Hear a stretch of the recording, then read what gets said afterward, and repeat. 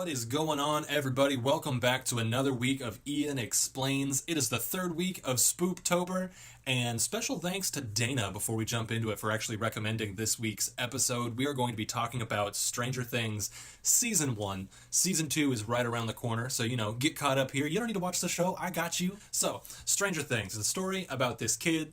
We're going to call him Will, because that's all anybody ever calls him. He plays Dungeons & Dragons with his friends, and he's a very indecisive wizard. And he can't figure out what he's supposed to do. Next thing you know, Mom's coming downstairs saying, yo, it's a school night, you kids need to go home.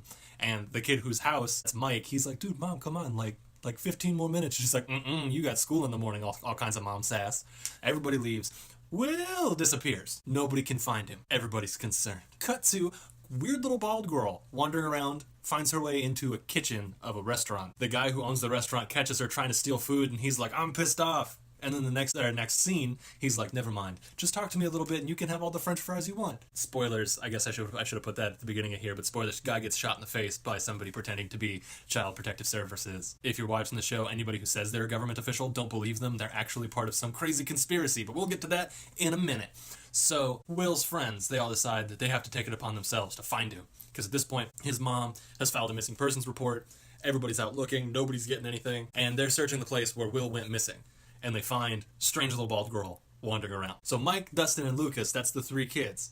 They're like, hey, Mike, let's just take her back to your place. We'll figure out what's going on there. But the whole time, Mike is super like, whoa, this is a really cool dude right here. And the other two are like, she's weird, and we don't want to talk to her. Except Dustin, being the weirdest of them, we're going to call him Toothless Wonder. He's obsessed with trying to make her part of the X-Men. Just like, oh, you're telekinetic? Oh, man, that's so cool. And just absolutely loves the fact that 11, strange little bald girl, is able to move things and throw things and make things explode with her mind. Now we're going to talk a little bit about Mike's family. He has very stereotypical, nuclear family. Dad that doesn't pay attention to anything and is very distant. Mom that's super overbearing and yells at the kids, but then it's like, no, you can talk to me. You don't have to be scared of me. That's a lie. They're going to be honest with you, and you're just going to yell at them. And you also have Mike's sister, Nancy, who's pretty much dating John Ralphio's dad. So while Mike and his friends are out looking for Will, Nancy gets invited to go hang out at John Ralphio's dad's house. And he's like, come on over, me and some friends. We're going to be hanging out, having some beers, swimming in a pool.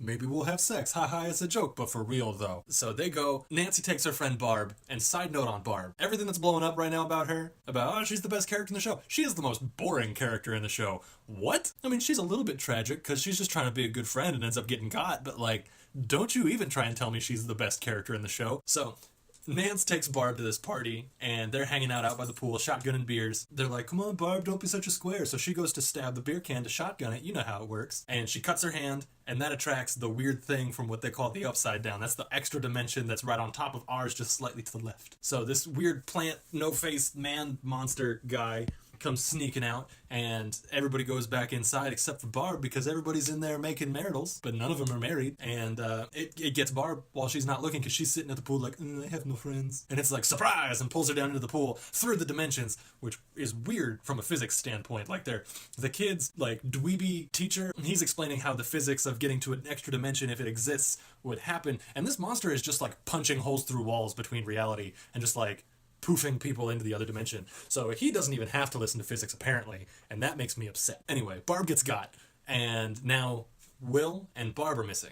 So that's two missing people. Dude I forgot to talk about, his name's Hopper, and he's the drunk, womanizing local sheriff. So he's on the hunt trying to get Will found, and he's stumbling across some sort of conspiracy, and every time he gets close, somebody makes a run at his life. Before you know it, he's ripped his whole house up, and he's like, they bugged my house. And they go see Will's mom. We're going to call her Neurotic Trainwreck. And he finds her, and she has Christmas lights strung all over the place, because that's how Will can communicate with her from the upside down. He's doing something to the lights. So he's there, and he's like, crap, and pulls all the lights out of all the Christmas lights like some sort of tweaker. Because nobody can focus like that unless you're a tweaker. And he's trying to believe the mom, but not trying to, because he wants to believe she's crazy. He doesn't want to admit that there is a conspiracy, until everything leads back to the crazy, spooky government lab in the middle of town. And that's when he's like, we're gonna see what's going on here. So he goes to the lab to figure out what's going on at the same time that Nance and Will's brother creepy Jonathan, because he's been sneaking around taking voyeuristic pictures of people, specifically Barb by the pool before she got by weird plant face, no face guy. They're out in the woods looking for a way in. Both parties stumble in through a portal that's just hanging out in the middle of nowhere, just stumbling through into the other dimension.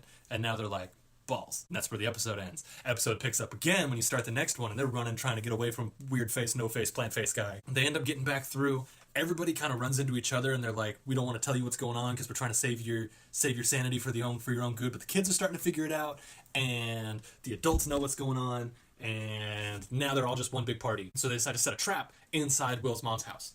So that somebody's gonna cut themselves, and there's a way to set it on fire, and all this stuff. The whole time, Nancy has been kind of blowing off John Ralphio's dad, trying to be like, I don't want you involved here. So he just shows up to Will's mom's house for some reason, being like, Nancy, we gotta talk. But that's right when weird face, no face, plant face guy decides to show up, and suddenly he's involved in what's going on. And he's like, well, looks like I gotta do what I gotta do to make sure I protect Nancy. And then he gets all like buff and fist fights the thing, but with a baseball bat, and very scared like.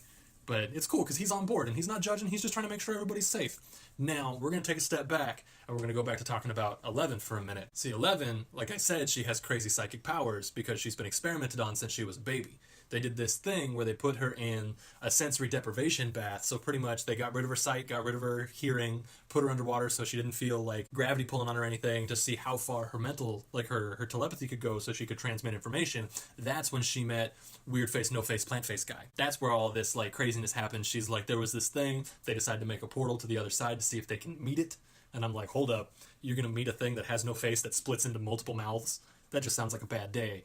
And y'all need to watch horror movies and need Jesus. So they decide that the best way to fight weird face, no face, plant face guy is to create a sensory deprivation bath and send 11 in to like draw it back. And that sets them up for the big final battle. It doesn't happen in the Upside Down. It happens in the middle of their school because nothing says epic showdown like a 6th grade classroom. Once they find out about this dimensional portal rift, whatever you want to call it, to the quote Upside Down, somebody runs in. They find Will in his makeshift ramshackle little fort that he built out in the woods, because everything in our dimension is mirrored exactly in the other dimension, because that makes sense. So he's huddled up there. They go in, they have a heartwarming conversation, pull him out. Everybody's united, but now they have to deal with the monster. We're going to skip to the end of that because really nothing happened. 11 gets really mad, screams a lot, the thing gets ripped into pieces. But the heartbreaking thing is 11 disappears. Presumably gone to the Upside Down. You don't know what happens. You get shots of like, hey, yeah, life after the weird monster thing. Everything's fine. And then you have Hopper sneaking out to the woods to leave boxes of frozen waffles for 11, presumably. And then it's just like the end, ? So after they have that big showdown and 11 disappears, everybody's having dinner at Will's house to be like, yay, we found you, woo! And I don't think it ever touches on what happens to Barb. I'm pretty sure she done got. But everybody's having a good time, and Will politely excuses himself. He's like, I have to use the bathroom, excuse me, it's poop dog. He goes, and he's looking at himself in the mirror, like trying to rationalize what's going on. And then he coughs up like slugs. Like, dude, don't you know you're not supposed to inhale bugs? Anyway, that's season 1 of Stranger Things.